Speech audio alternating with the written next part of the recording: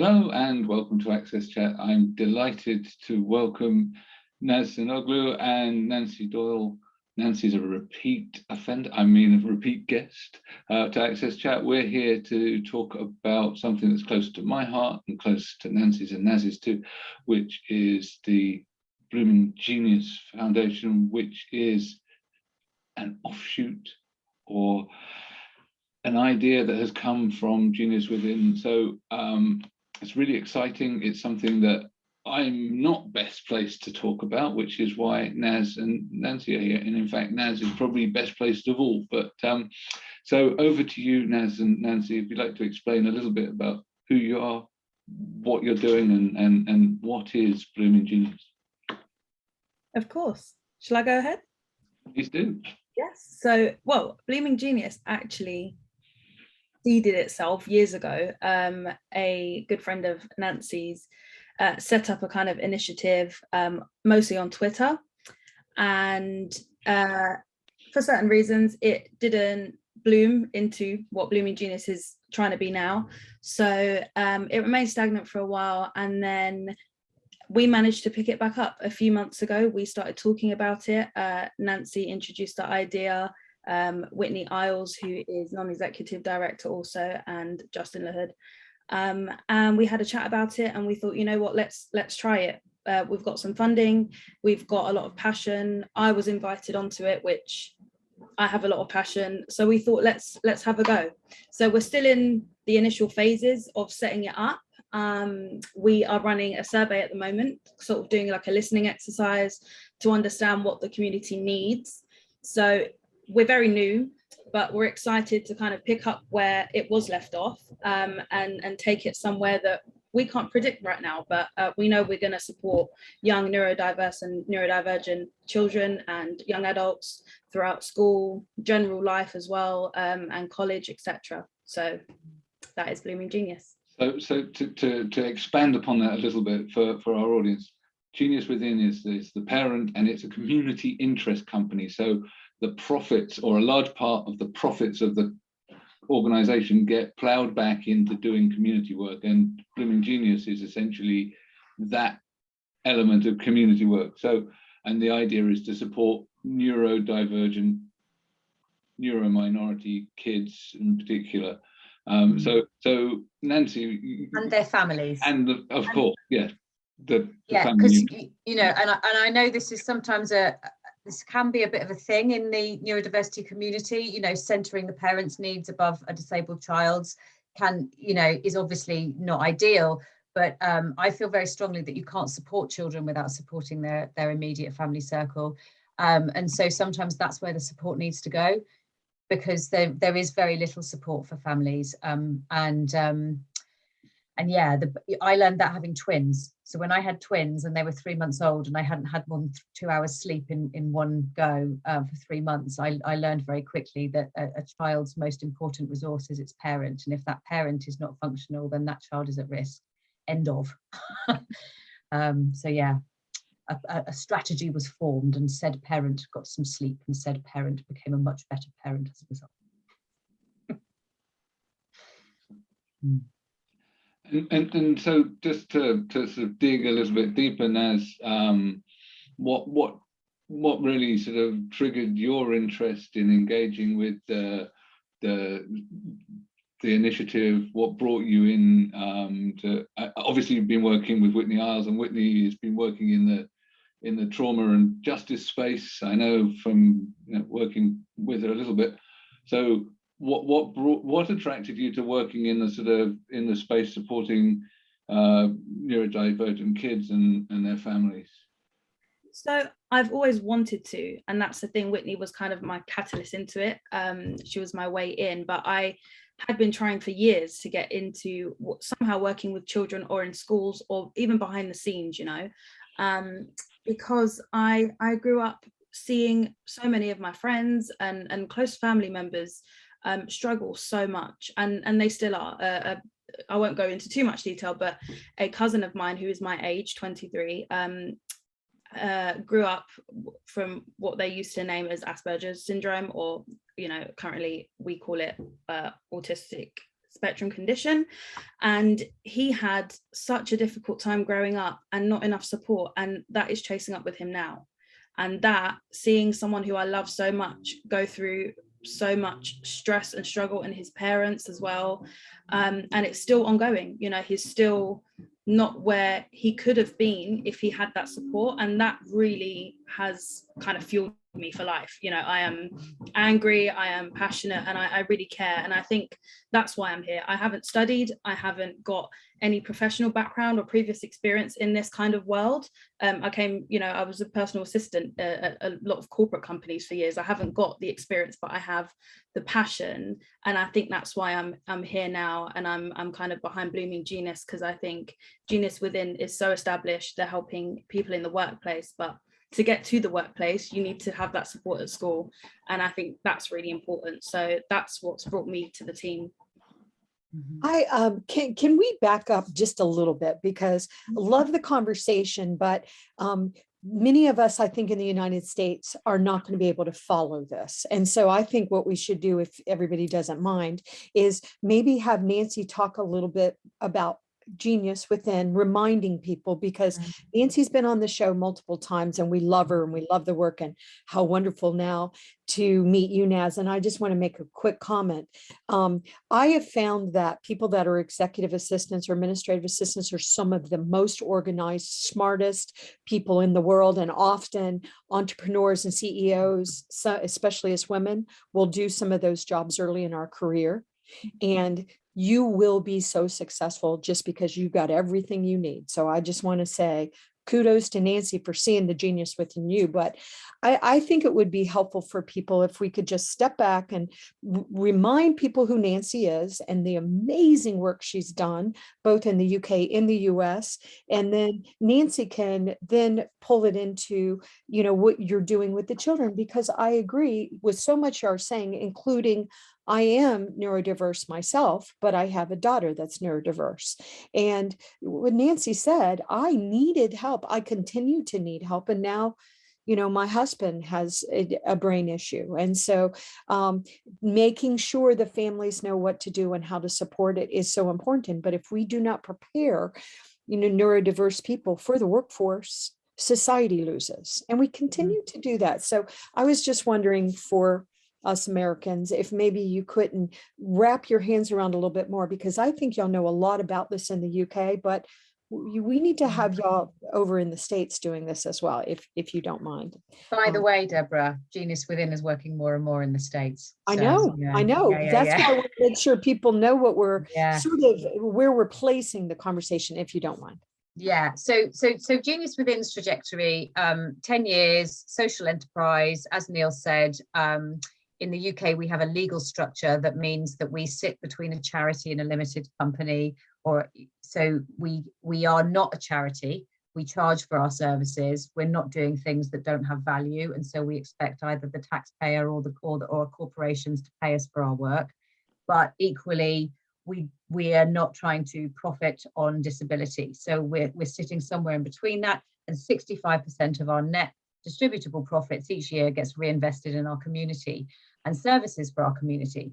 So we've been doing that kind of unofficially for the last 10 years. And we did invest, as Naz explained, in a colleague of ours who explored the idea of working with children using Genius Within's models for coaching, workshop assessments, you know, delivering services to support neurominorities to discover their genius within, to find their potential, to come into their fulfillment. And so she explored, you know, how could we do this with kids? Could we do it with kids?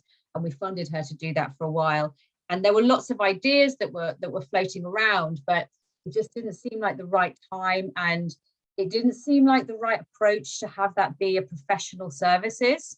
And so there's something for me that's really powerful about Naz's lived experience, you know, her own experience of having a neurodiverse profile, her experience of having people close to her in her family who are, you know, need more support in order to be at their best. And for that kind of very authentic experience to co-produce a service that is both of the community and for the community. And so with the maturation of Genius Within, our 10-year anniversary, we decided, right, net profits each year, we can have a certain amount of money that we give every year to services for young neurominority people. I'm not going to do it. I'm a work psychologist. My training is IO, industrial, organizational, occupational psychology. I'm a psychologist that is trained to work in the workplace. And I believe really strongly that we shouldn't practice outside our competence. If you're a workplace specialist, you should practice in the workplace. If you're an education specialist, you practice in education. If you're a clinician, you practice in healthcare settings. And if you're going to come out of your specialism, you need to get the right training and competence to practice. But also personally, I don't want to do it. And to be perfectly honest with you guys, I am, as you know, a neurodiverse woman. I'm ADHD, and I am still personally traumatized by my experiences in high school. I found high school incredibly traumatic. I didn't go. I did actually receive a clinical diagnosis of school phobia when I was 14, which I thought was great because that meant I didn't have to go anymore. And I didn't go anymore. I still managed to pass my exams. I still managed to. I had a big wobble, but I did manage to get to university eventually and kind of, create a career for myself. But I'm really aware that with the level of truancy that I experienced from about 11 onwards, if I was in a very big, large inner city school with lots of different kids in it. And I had two parents with degrees and white skin. And I'm just really, really aware that there, but for the grace of God, go I. Do you know what I mean? If there was anything different about my demographic, instead of having a school phobia diagnosis and being allowed to work home and do it in my own spare time, I would have been in a pupil referral unit, a special school. My parents would have been prosecuted for truancy. There was a trajectory that I was going to be on with this brain in a different body and a different family. I would be on a different trajectory. So I feel very personally triggered to support kids, but I also feel that it makes me too angry. I just want to go and be mean to the teachers that are being mean and tell them all how mean they are and be rude and swear a lot. And it's not an appropriate thing to do. So I can't do it. So someone else has got to do it. So so having the Blooming Genius led by Naz, who is a young woman herself, who is closer in age to the people that we need to support, and to have Naz supported by those of us who have professional experience and experience of parenting is I think the perfect example of co-production. It's keeping keeping engagement from all of the stakeholders whose views need to be included. But where we're at right now, and what Naz will tell you about, I think in a minute, is we need to know what services are required. So we don't have a fixed idea right now, do we, Naz, about what's required? We don't want to reinvent the wheel. We don't want to come in over the top and say, you community, you need these things. So yeah, so Naz, do you want to say what we're doing and why we're doing it? Yes, exactly. So we obviously are aware. We know that children are unsupported at school. We know that there are gaps to fill. We know that local authorities can't fund those gaps and fill them, but we want to understand the specifics and how that crosses over between, at the moment, the UK and different regions. So even within London, there will be different areas that receive more support or less support, or certain demographics, certain people that aren't receiving the kind of support that they'd benefit from. And again, with the actual support, what is it? Is it that kids need, I don't know, some assistive technology or a laptop? Or do the teachers at that school need some coaching to understand how behavior works? And I think that's one thing that we'll definitely focus on regardless of our learning exercise. But teachers need to understand, and Senkos, they need to, that special educational needs coordinators and people that work with special educational needs children need to understand how behavior is impacted by being neurodiverse, and how there's easy adjustments to go about that, just changing your language or doing, something slightly different, or understanding that you don't have to make eye contact to be listening.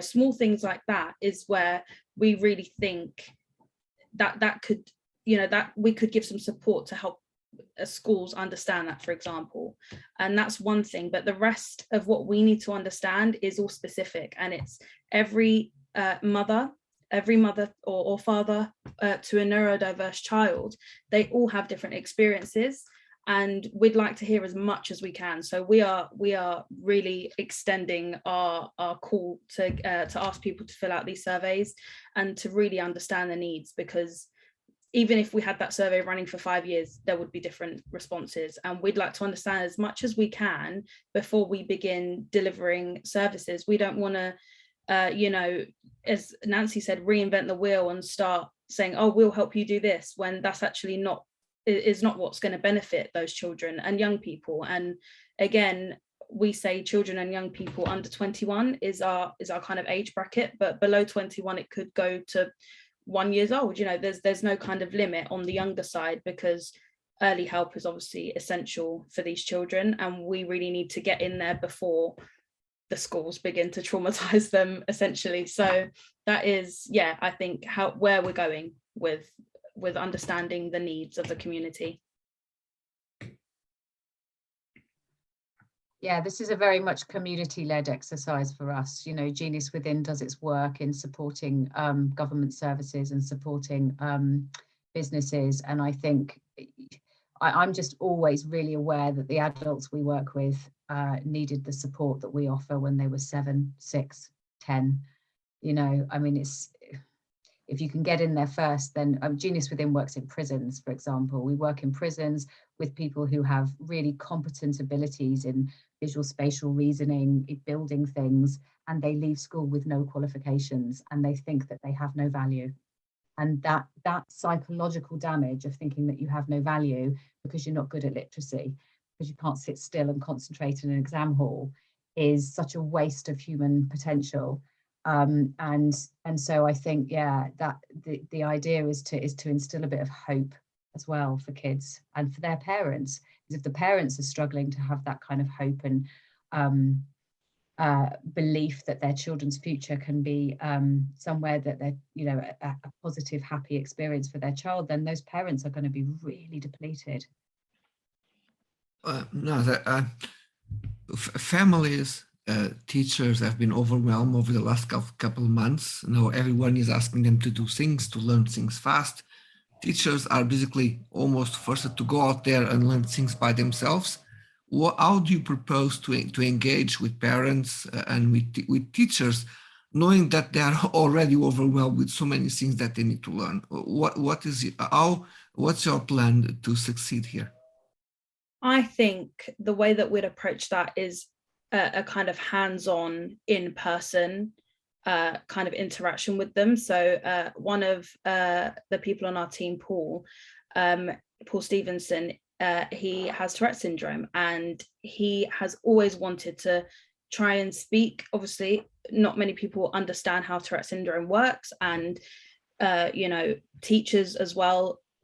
For example, a child in class has ticked and said something, the teacher's most likely to just throw them out. So he would want to, his plan in the future is to go to a school, actually speak with the teachers and with the children together. And I think that would be the different approach to it that would actually work, because you'd be working together in one space rather than being on Zoom or being in a conference hall with a screen and telling, you know, showing them a sign on a wall and saying, this is how it works. I think it actually needs to be a lot more interactive.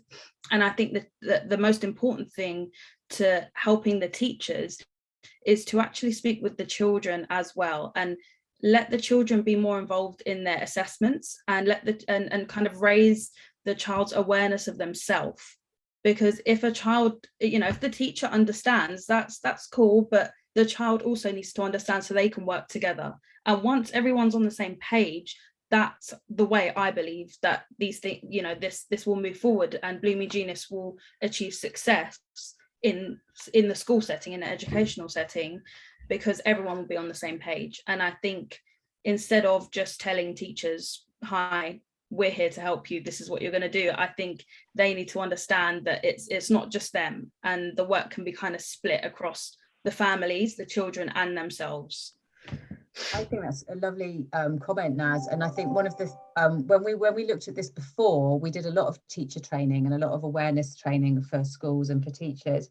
And Antonio's right. You know, people are overloaded. Their brain space is kind of full of all the things they've got to do. But one of the things about working with the children live and doing things there with the kids and the teachers in the same space is about demystifying how easy it is to be inclusive in the way that you organize without it having to be this massive additional extra burden. You know, I've got, do you mind if I just tell two very quick anecdotes? Okay, so two in British schools, these are two friends of mine with both of whom have autistic kids in British schools. School one, the Senko calls the parent in to discuss the fact that 14-year-old child cannot read and cannot write. His handwriting is appalling, and the Senko wants to know what the mother is going to do about that. In the meeting, also objecting to the fact that the child keeps taking his tie off. So British children have to wear uniforms and ties. And said autistic child has a verbal reasoning IQ of 120, or 120 plus, you know, top 5% of the population, and has motor control difficulties in the bottom 5% of the population. So really kind of diverse range of their ability. And so, of course, handwriting is going to be difficult. And of course, with sensory issues like that as well, wearing a tie is going to feel constricted. And so the Senko was kind of really wrestling to get this kid to practice more handwriting, age 14, and really wrestling to get this kid to have to wear a tie. And I just said to her, you know, there are no workplaces where this would happen. So, you know, in workplaces, we would give that kid technology. He would have speech to text software. He'd have a scribe pen. He'd have an iPad. He wouldn't be requiring to handwrite. And there are no workplaces where you could make someone wear a tie at all. That just wouldn't happen. It makes him uncomfortable. He feels, can we not have him concentrating on what he's there to do, which is, you know, engaging in the literature. And her view was, well, you know, well, what happens if he gets to play by a rule that all the other children don't, you know, and so we're battling the attitude. So that's story one. And then story two is another friend of mine in a different part of England with an autistic child. And the Senko calls my friend up and says, we've noticed that, let's call the child Jack, we've noticed that Jack has a real difficulty engaging with the curriculum on Wednesday afternoons and Wednesday mornings. Not refusing to join in, not digging heels in, but having a difficult time engaging with the curriculum, which is the priority, right? Engaging with the learning.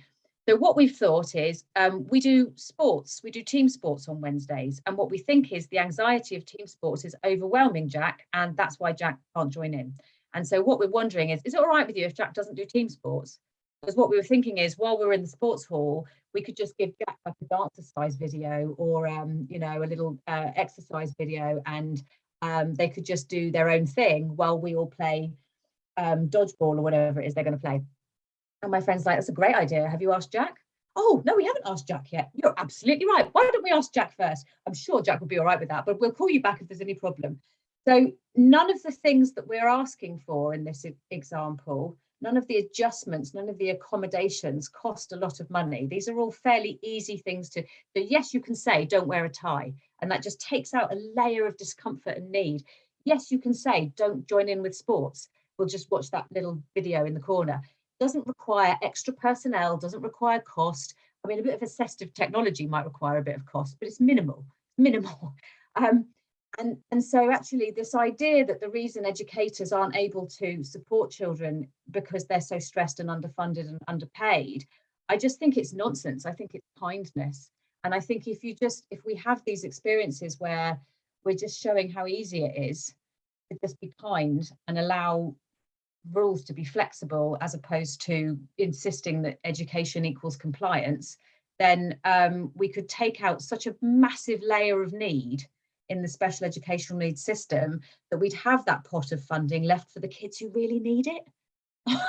Because there are kids who need one-to-one, there are kids who need that stuff, there are kids who are going to need to be shown how to do more basic things like you know, cooking and boiling kettles and making beverages. So if we know we need that money for those kids, but the kids who could be doing absolutely fine if they just were allowed to not wear a tie and didn't spend their entire time battling their teachers because they want to wear sunglasses because lighting make them feel overwhelmed, if we could take those kids out of the system for needing expensive diagnoses, 6 professionals to validate that the thing they're asking for is a real thing and they haven't just made it up, if we could just trust children to tell us what they need, and then we would just live, you know, we'd free up all of these resources.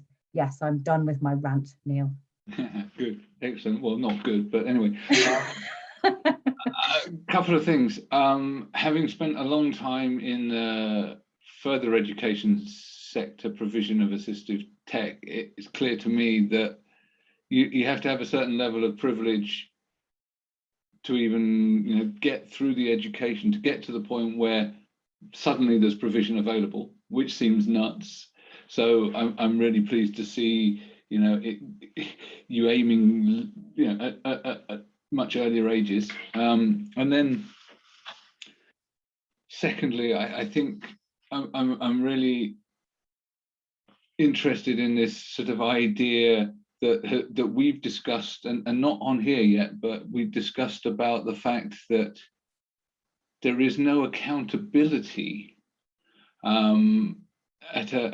for schools to really provide this stuff because of the structure in the UK where it's very difficult for parents of neurodivergent kids to be able to really hold stuff to account, because is it the Board of Governors, is it the Education Authority, is it the teacher? That kind of thing allows people to fall between the gaps. So I know you're asking a couple of questionnaires, Naz. Is this something that you're seeking out, the opinions of the parents and the individuals in your questionnaires about where they're going for help and whether or not they know how to hold people accountable? Because it seems to me that it's really easy for people to shirk their responsibility. Exactly, and we are asking those questions, but the feedback we've had so far is that the parents actually want the surveys at the moment. The question is they are anonymous, so you don't leave your name, you don't leave an email address, nothing. Sure. We've had people coming back to us saying, can we leave our details with you? We want to speak more. So what we're planning to do eventually, pretty soon hopefully, is to hold some focus groups with these parents and invite them when they're available, maybe in the evenings, to a Zoom call to just discuss these points and to see what comes up in those sessions, so we can get an actual understanding with some, you know, some girth to it, rather than do you agree, yes or no, tick a box in the questionnaire. So that's how we're aiming to truly understand their needs and how they, you know, what is frustrating them and how we can help their children, because the question is going to give us the main kind of information we need, but we need details, and we need to really understand what is causing them stresses every day. And, you know, if a parent is stressed out and exhausted by the system, and, you know, the local authority isn't doing anything, how are they meant to support their child efficiently? So that's the goal, to really speak with them and to do a lot of research and to kind of take it slow, and yeah, to invite them to some focus groups, just some sessions, maybe an hour or two in the evenings, to have a discussion with them and let them actually, you know, have a one-to-one with us. Evenings or early mornings. I know a lot of parents with kids who have special educational needs who actually the evening is the worst time, because they've got kids who find bedtime really, really difficult, and then they finally get their kids to sleep at midnight, and then the kids sleep hopefully through till 8-9 o'clock. And I know a lot of special ed parents who get their best work done at 6 a.m. Yeah. I will also say that, because I know that we're saying this, but something for everyone to remember, because I was one of those children that could never sit down. To this day, I dread being on a long airplane ride because I can't sit still. I can't, yes, grandmother, I do have ants in my pants, but I mean, I just cannot. It's not how I'm made. But what I love about what you're doing and the work that the way you're listening to the individuals, to the teachers, to the parents, all of everybody, right? The individual. If we don't step in to help the children now, then the children will be damaged, as we have been damaged, as Neil was damaged. And, I mean, we all have grown up to be great adults. We figured it out, but we bought into what we were being told that we were, and I won't speak for y'all, but I bought into it. Why was I the only kid in the room that if the teacher said one more person says one thing and I start laughing? I mean, but I knew that I knew I was curious and innovative, but at the same time, I was pretty much told to just shut up and stop acting like a clown. So my self-esteem was attacked. Now, I believe it's made me a much more empathetic person, but I just want to point out to everyone that the reality is, if we don't do this, if Naz's efforts are not really successful, then the society loses. Because if we're not making sure that we're telling people when they're little people too, when they're little kids, that you're not broken. This is an amazing way your brain works. So your brain doesn't work like Jimmy's brain or Susie's brain. It works like your brain. So I think rethinking it all, this is the time to do it. And so it's got to be done. And we have to join. We have to help as a community, because otherwise we are damaging human beings that we then have to undamage when they go into the workforce. Who cares if this little boy wears a tie? I remember my son has been in the field, and he was a preschool teacher for little babies with autism and stuff. They were so cute. And there was one little boy that did not like his hat, but his mother wanted him to wear the hat. So he would take his hat off. And so the mother came to my son one day and she said, "Who took his hat off? Was it the bus driver?" And my son just could not understand why this mother was so hell-bent on having this little boy wear the hat. He didn't want to wear the hat. But it's like, it's so complicated. That's the point I'm making. So we really need to get in and start understanding what's happening and helping all these people and these teachers, because the reality is, otherwise we're damaging these human beings, and they're hopefully going to find their potential, but it's going to take a lot longer. So just wanted to. Businesses can help by making donations to the Blooming Genius Foundation. Genius Within will be contributing, but we'll also be talking to all our corporate partners who are currently doing their actual level best to find ways to be neuro-inclusive. And wouldn't it be so much easier to be neuro-inclusive if you had those specialist diverse brains without the trauma?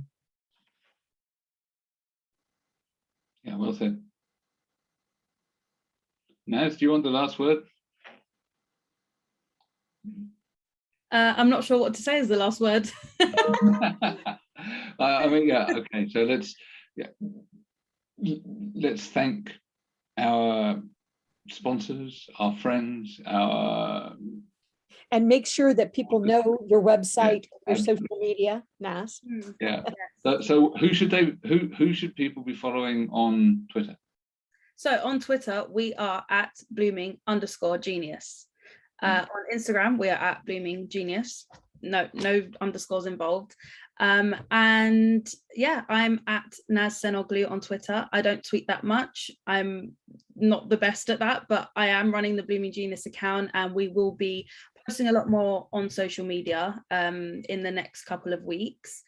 So yeah, that's where you can find us.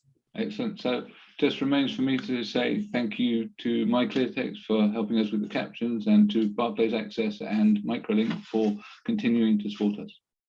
Thanks, everyone. Thank you all for having us. Thank you.